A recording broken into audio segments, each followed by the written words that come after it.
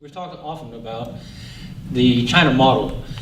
We know that they achieved tremendous gains, industrial gains, super highways, and skyscrapers, airports, hard infrastructure has been factories, steel mills, everything. It's been an explosion of, and one model did that.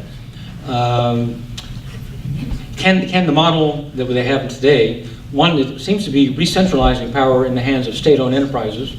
But at one point during the 90s, during the Zhurongji era, Peter and Gardio was here, we thought that the Chinese would allow the state-owned enterprises to drift into the night and that they would be replaced or greatly reduced. But now, 80% of the economy now, again, is state-owned enterprises. Is that about the right number?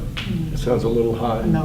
What's the right number? I think it's about half, isn't it? Yeah. Is it 50-50? 40%. 40. It's state-owned enterprises, really. There are only about 800 big ones. Yeah. Well, but haven't they been regaining power here recently? In certain monopoly areas, I think. Right. In some sectors, yeah. Well, so comment on, Orville, on the Chinese model. It's achieved such dramatic growth to this point. Can it make the leap to creating an innovation nation?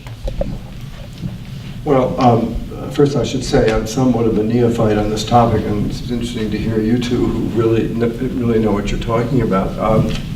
I think that you mentioned that in your view, innovation is not just some guy sitting in a lab with his eureka moment with the big discovery. I mean, it is a much more sort of collaborative enterprise, and also I think a process involving lots of people and lots of sort of subsidiary things. And in this regard, I think we would make a big mistake to assume that simply because at the very top of this spectrum there may not be the kind of freewheeling enterprise that we are accustomed to thinking is the sole provenance of geniuses in open societies, that China is lacking.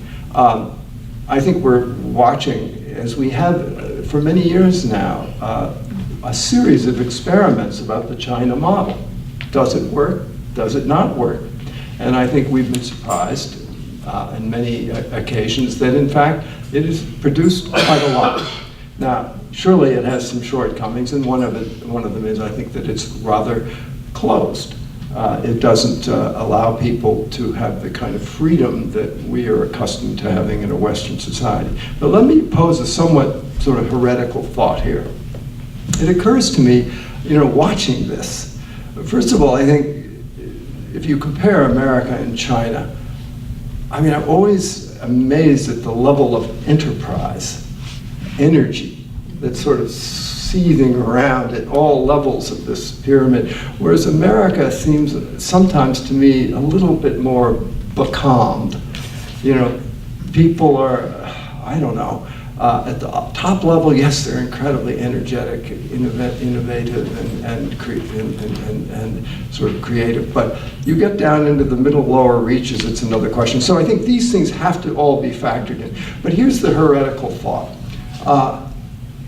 Sometimes when I'm in China, I'm sure you two would share this sentiment, it's incredibly frustrating. The system is so bollocksed up. It is so many impediments, so much bureaucratic, so many bureaucratic hurdles. I wonder if in some sort of cryptic Darwinian way, remember what Darwin was all about. It's the survival of the fittest. It's struggle. And those people who learn how to get through the system and don't get eaten by something bigger, stronger, and more powerful, they evolve. They survive. And I sometimes wonder as I go around China that it's so easy in America. If you want to do something, nobody's going to block you out of their taxes, and the Republicans scream and yell about too much government. But frankly speaking, there's nothing in your way if you have energy, enterprise, and you can get a little capital. In China, not the case. So I wonder if the power of Chinese ingenuity and innovation doesn't, in some weird way, come from the fact that the party makes it so damn hard. And only people who really persevere, really struggle, and when they succeed, that's quite an accomplishment. So that thought, I think, is certainly a strange one, but it may have some merit. Jack Ma at Alibaba, for example. Well, I mean, he just is a very tenacious person. I think he kind of worked, he had things thrown in his way, but he isn't the worst of it. But I do think, it's a different kind of proposition.